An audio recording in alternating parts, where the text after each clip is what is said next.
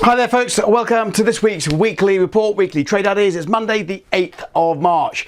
Okay, we got a lot to get through in the next 10-15 minutes or so let's get straight into it. Last week we saw a big push higher in the US dollar, spurred on by a number of factors. First off, we had the Fed Chair Powell. He's talking basically about inflation, basically showing that he's not too concerned about the push up in inflation, and he's going to let the bond yields rise as well. That basically put a bid into the US dollar. Then on Friday, we had some really strong job numbers out of the US. The non-farm payroll came in much better than expected, which saw the US dollar again push higher, as it looks like the US economy is going to start to emerge out of the slowdown we had since the pandemic. So the US dollar is on multi-month highs now against all the currencies. I'll show you the charts in a moment about that. But if you look here at the currency strength meter, it's what I rely on to tell me basically what currencies are strong and what currencies are weak. Anything above the line heading up is a strong currency. Anything below the line heading down is deemed to be a weak currency. And as you know, as trend followers, we want to buy the strong currencies and we sell the weak currencies, and that is basically what's happening here at the moment. You'll see these lines here. The green line, that is the US dollar. Okay, the dollar is pushing up on the basket of currencies. You've got the 8 major currencies there. You've got the key down the left there. You also see some strength coming in to the Canadian dollar, the Cad, often known as the loonie as well. Canadian dollar is getting stronger on the back of ever increasing oil prices, also helped by the attacks over the weekend on the Saudi plants and so forth. So the Canadian dollar is getting strong. But look down here. This light blue line down here, this is the euro. The euro now is the weakest on the basket of currencies, heading lower as well. There's not much going on in here at the moment. I'm looking to see if we can see some commodity strength in the Aussie dollar and New Zealand dollar. Not really too much at the moment. But also keep a note here of these two currencies. You've got the orange, sorry, not the orange, you've got the brown and the red. They're basically the Swiss and the Japanese yen. These currencies are heading lower as well. Now these are the safe haven currencies. Normally when the markets see a push in stocks, those currencies get sold, and that's basically what's happening at the moment. So the markets are in what we call risk on tone. Right, let's have a quick look then at our picks for the week. Okay, so Cad Yen, I've just shown you there on the momentum meter, on the strength meter, that the Cad is a strong currency and the yen is under pressure as well. So we're looking at basically a push into 86.00 for the next major level of structural resistance as this currency pair wants to push up. Remember, the Cad, the loonie, goes stronger with oil prices. Oil prices are pushing higher, and we've got the yen, safe haven currency, pushing lower at the moment as markets move into stocks. Obviously, the weekend stimulus in the US helps the stock market as well. So we'll be keeping an eye on the Cad Yen with a momentum push maybe to the upside. Next up, we're looking at the selling of the S&P 500. Now the S&P 500 is in a descending short-term channel at the moment, bouncing off resistance as we go down. So we're expecting a bit of a rally at the beginning of the week, but then looking to sell into that rally as the week progresses in a descending short-term channel. So keep an eye on stocks this week. It could give us a certain lead of where we're going to be going in the currency markets as well.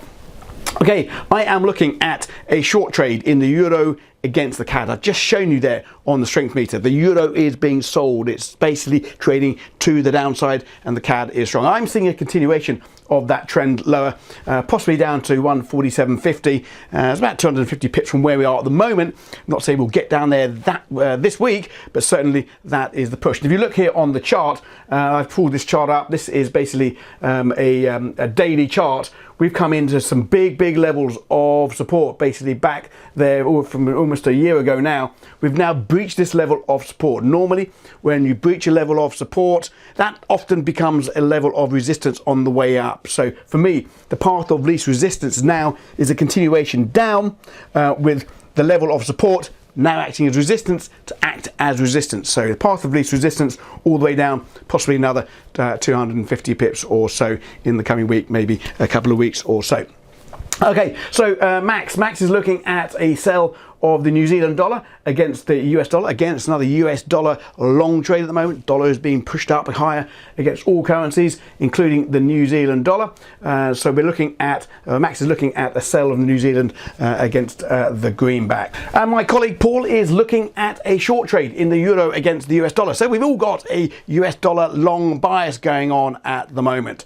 As I say, we're hitting multi-month lows on the euro against the US dollar at the moment. Eyes will be looking at the 1850 level to the downside. Now, Paul is talking here about the Fed chief, Jerome Powell, basically getting it wrong, that they are going to be forced to start raising interest rates sooner rather than later. And you can't be ignoring the surge in US 10-year yields and, of course, the inflation pushing pressures up as well. And he thinks then that the US dollar is going to be in for a bit of a run to the upside, which we all seem to agree.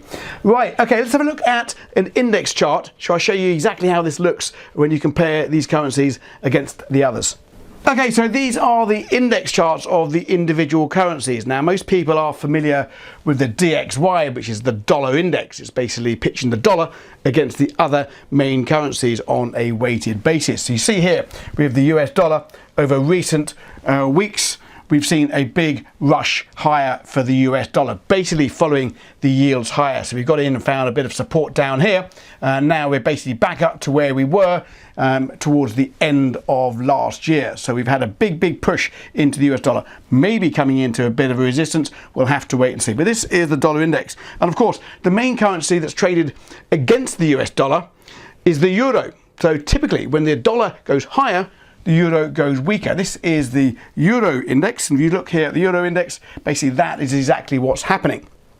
So the dollar has been pushing higher, the euro has been pushing lower. And again, the last time we were back down at these levels was basically towards the end of last year. Now we've broken through a key level of support, and the move now for the euro could see this push a lot lower. So the euro basically being sold down at the moment. It's one of the weaker currencies, as you saw on the strength meter. It's also showing you weakness across the major currencies on the index. So that's basically the index. Of course, you've got the other indexes there as well, so we can see what the currencies are doing in relation to the others. Very useful. Okay, let's have a quick look then at the data releases that we've got coming out this week. This is just a quick snapshot. You've got the Bank of Canada rate decision later on in the week. Then you've got the ECB, that's the European Central Bank.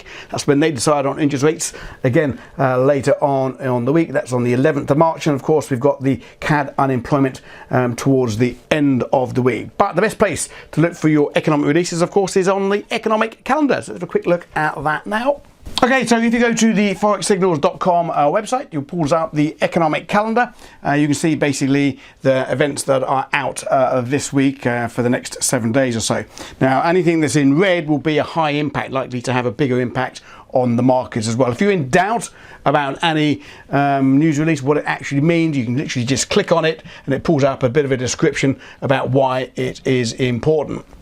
So we just have a scroll through for the week. Not a great deal coming out start of the we've got, as I say, we got some rate decisions later on in the week. I suppose the biggest event coming up in the US this week will be on Wednesday. You've got the Consumer Price Index. That's basically inflation.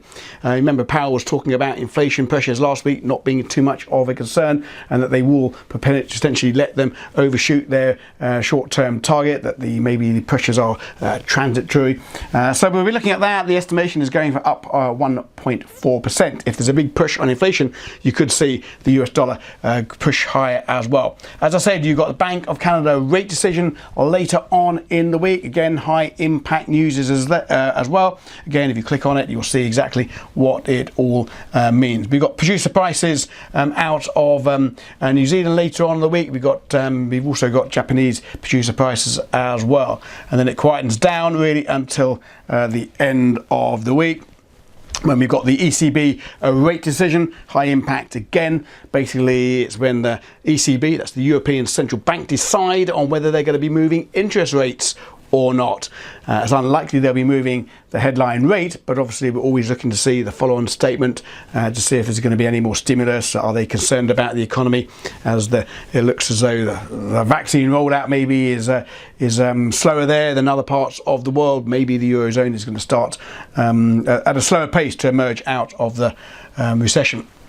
We've got jobless claims later on in the week, and on Friday we've also got the Canadian employment data as well, so we'll be paying attention to that as well. But make sure that you have one of these economic calendars. You can say download it or go to the forexsignals.com website, and it's there for you absolutely free as well. And we discuss all these opportunities and events throughout the week as well, so you can always come and join us in the live streams.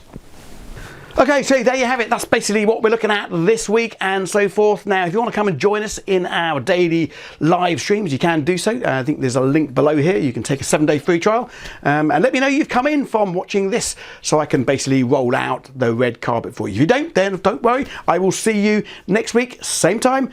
Have a good week.